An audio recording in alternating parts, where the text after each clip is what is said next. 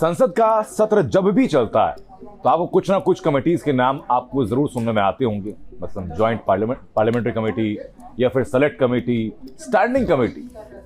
आप ये सुनते होंगे कि आमतौर पर मामला स्टैंडिंग कमेटी को भेज दिया गया है या स्टैंडिंग कमेटी में चला गया या किसी मामले में जेपीसी का गठन कर दिया गया।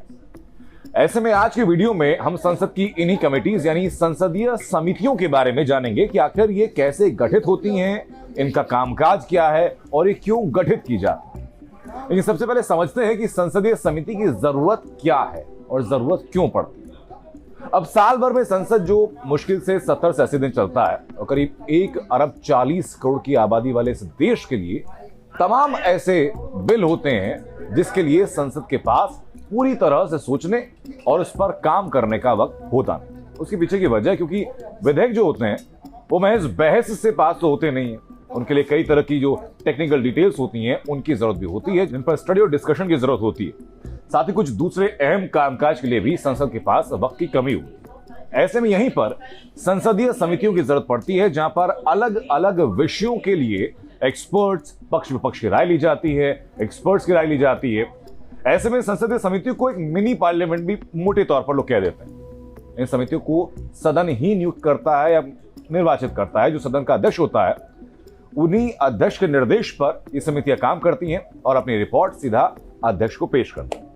अब भारत की बात करते हैं तो भारत में इस समिति प्रणाली की जो शुरुआत हुई 1919 के संवैधानिक सुधारों के तहत ये शुरू हुई।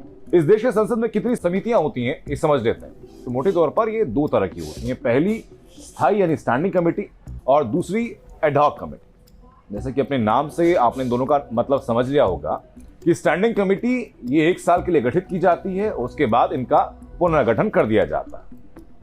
अब स्टैंडिंग कमेटी में विभागों से संबंधित कमेटी होती है, इसके साथ साथ इसमें फाइनेंशियल कमेटी होती है और तमाम दूसरी तरह की स्टैंडिंग कमेटीज होती है। इनके पीछे का मकसद ये है कि संसद का जो कामकाज है वो कामकाज बेहतर ढंग से चलता रहे, क्योंकि ये समितियां एक्सपर्ट और जनता दोनों की राय लेती हैं। इन पर किसी तरह का कोई दबाव नहीं होता है, स्वतंत्र रूप से काम करती हैं और दलगत आधार पर फैसला नहीं लेती हैं, ना ही ले सकती। तो दूसरी तरफ एडहॉक कमेटी है, वो ऐसी कमेटी जो कि समय समय पर किसी विशेष विषयों की जांच पड़ताल के लिए बनाई जाती है। आमतौर पर समितियां किसी विशेष प्रस्ताव के जरिए अस्तित्व में आती हैं और एडहॉक कमेटी जो होती है उनका गठन जो सभा द्वारा कुछ विशेष विषयों के अध्ययन के लिए किया जाता है। जैसे कि आमतौर पर कमेटीज अपनी रिपोर्ट जो है वो सदन में पेश करती हैं और जैसी रिपोर्ट पेश करती हैं वैसे कमेटी को खत्म कर दिया जाता है। JPC, select committee, ad hoc committee ये ही उदाहरण है एक दूसरे के पूरक। मोटा मोटा मामला यह है कि इन्हें काम होने के बाद खत्म कर दिया जाता है और एक विषय विशेष के लिए इनको तैयार किया जाता है, बनाया जाता है। तो अब तक हमने जाना कि अगर खास तौर पर जाने तो ये कुल कमिटीज होती हैं। कौन कौन सी कमिटीज होती हैं आपको दोबारा दोहरा देते हैं। फाइनेंशियल कमिटीज होती हैं, डिपार्टमेंट रिलेटेड स्टैंडिंग कमिटीज होती हैं, अदर पार्लियामेंट्री स्टैंडिंग कमिटीज होती हैं, इसके अलावा चौथे नंबर पर एडहॉक कमिटीज होती हैं और डिपार्टमेंटल रिलेटेड स्टैंडिंग कमिटीज होती हैं। अब जो डिपार्टमेंटल रिलेटेड स्टैंडिंग कमेटी होती है या विभागीय संबंध स्थायी समितियों की जो होती है, अब उनकी बात करें तो इन कमिटीज की जरूरत जो है वो इसलिए क्योंकि कार्यपालिका की जो कार्रवाई होती है और कार्यपालिका की कार्रवाइयों पर विधायकों की ओर से निगरानी की जरूरत मानी जाती है। साथ ही विधायिका के पास काम की अधिकता यानी काम ज्यादा है और उसी के चलते उसे निपटाने के लिए उसके पास समय सीमित होता है। इनमें 31 से ज्यादा सदस्य नहीं हो सकते, तय रूल है। 10 सदस्य इनमें राज्यसभा के चेयरमैन नॉमिनेट करते हैं, ये भी तय है, और बाकी जो 21 सदस्य हैं वो लोकसभा के स्पीकर नॉमिनेट करते हैं। विभागों से जुड़ी हुई समितियां 1 साल के लिए ही होती हैं और इन्हें फिर बनाया जाता है, रिन्यू किया जाता है और लोकसभा के पूरे कार्यकाल तक ये चलती हैं। मंत्री इसके सदस्य नहीं होते हैं। खास बिंदु बड़े मंत्रालय जैसे कि वित्त मंत्रालय, रक्षा मंत्रालय, गृह मंत्रालय, इनका समितियों के अध्यक्ष आमतौर से विपक्षी ही नेता होते हैं। विभागों से जुड़ी हुई 24 समितियां हैं जो कि एक मंत्रालय के कामकाज को देखती हैं। साल 1993 में इन समितियों का गठन किया गया था। उसके पीछे की वजह थी ताकि संसद के कामकाज को आसान बनाया जा सके। ये समितियां मंत्रालयों की नीतियों को एग्जामिन करती हैं और सरकारों को सुझाव भी देती हैं। इनका काम है कानूनों का, बजट का या नीतियों का मंथन करना, उनका विश्लेषण करना। ज्वाइंट पार्लियामेंट्री कमेटी अब एक ऐसी ही ज्वाइंट पार्लियामेंट्री कमेटी जिसको कि जेपीसी कहते हैं, उसकी बात करें तो एक एडहॉक यानी अस्थायी टाइप की कमेटी होती है। इसका जो गठन होता है वो संसद के सामने पेश किए गए किसी विशेष विधेयक या किसी सरकारी गतिविधियों में जो अगर कोई वित्तीय अनियमितता होती है तो ऐसे मामलों की जांच करने के लिए जेपीसी का गठन आमतौर पर किया जाता है।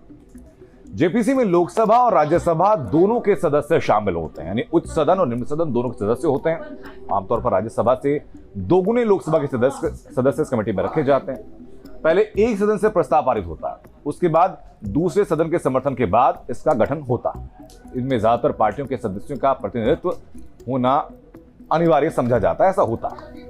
इस जेपीसी के पास एक हक होता है कि किसी भी माध्यम से सबूत जुटाने का हक इनके पास होता है, और संसद जेपीसी की रिपोर्ट मानने के लिए बाउंड भी होती है, यानी बाध्य होती है। किसी भी शख्स, संस्था या पक्ष को बुलाकर के पूछताछ कर सकती है, और अगर कोई पेश नहीं होता है इस कमेटी के बुलाने के बाद उसके सामने, तो उसे संसद की अवमानना का उल्लंघन मान लिया जाता है। ये बेहद अहम कमेटी है।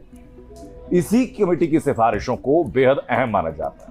ऐसे में कई लापरवाहियां तो इसी वजह से रुक जाती हैं क्योंकि लगता है कि इसकी जांच ज्वाइंट पार्लियामेंट्री कमेटी से ना हो जाए, इसलिए लापरवाही लोग करते थे।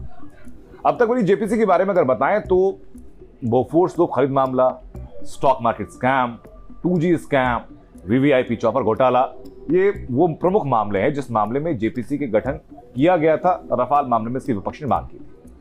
सेलेक्ट कमेटी या प्रवर कमेटी जो होती है उसकी बात की जाए तो किसी एक खास बिल की जांच के लिए सेलेक्ट कमेटी का गठन किया जाता है, और इस कमेटी के जो सदस्य होते हैं वो किसी एक ही हाउस के होते हैं। सांसद होते हैं, नहीं या तो राज्यसभा सांसद होंगे या लोकसभा सांसद होंगे। उन्हीं मेंबर्स को सेलेक्ट कमेटी, उन्हीं मेंबर्स को लेकर के कमेटी बनाई जाती है। ये एक एडहॉक कमेटी, अस्थायी। जब रिपोर्ट पेश कर देती है तो उसको भंग कर दिया जाता है। जैसे हाल ही में जो निर्वाचन कानून विधेयक आया, उसके लिए राज्यसभा में विपक्ष सेलेक्ट कमेटी की मांग कर रहा था। आपने सुना भी होगा उस कार्रवाई के दौरान। अब आखिर में एक और संसदीय समिति की बात कर लेते हैं। संसदीय समिति समझ लीजिए, इसका नाम है फाइनेंशियल कमेटी, यानी वित्तीय समिति। ये कुल 3 तरह की होती हैं। कौन कौन सी तरह की होती हैं? पहला नाम प्राक्कलन समिति यानी एस्टिमेट कमेटी, लोक लेखा समिति यानी पब्लिक अकाउंट कमेटी, और सरकारी उपक्रमों संबंधी समिति यानी committee on public undertaking. Hindi अंग्रेजी में दोनों में आपको नाम बताएं। एस्टिमेट कमेटी जो होती है पूरी तरह से लोकसभा सदस्यों को शामिल करके बनाई जाती है, जिसके पीछे का एकमात्र मकसद होता है कि सरकारी खर्च में कैसे कमी लाई जाए, प्रशासन में सुधार कैसा किया जाए, इकोनॉमिक पॉलिसीज होती हैं, इकोनॉमिक पॉलिसी पर जो डिसीजन होते हैं उन पर विचार क्या होना चाहिए, इन पर मंथन होना चाहिए, और इसी के लिए पूरे साल ये काम करती है। इसके रिपोर्ट में का जो डिस्कशन होता है वो सदन के अंदर नहीं होता है। ये कमेटी भारत के सीएजी रिपोर्ट की जांच भी करती है। लोक लेखा समिति का जो मुख्य काम होता है वो होता है सरकारी खर्चों के खातों की जांच करना। इस जांच का आधार सीएजी की रिपोर्ट ही होती है। अब अगली कमेटी की बात करते हैं, कमेटी ऑन पब्लिक अंडरटेकिंग। इसमें 22 सदस्य, जिसमें 15 लोकसभा और 7 राज्यसभा के होते हैं। कार्यकाल 1 साल का। अब इसमें क्या होता है?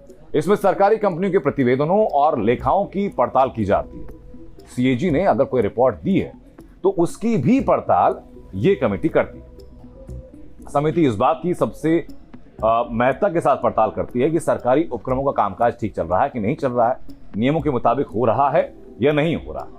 ये हुई पार्लियामेंट्री कमेटीज की डिटेल्स।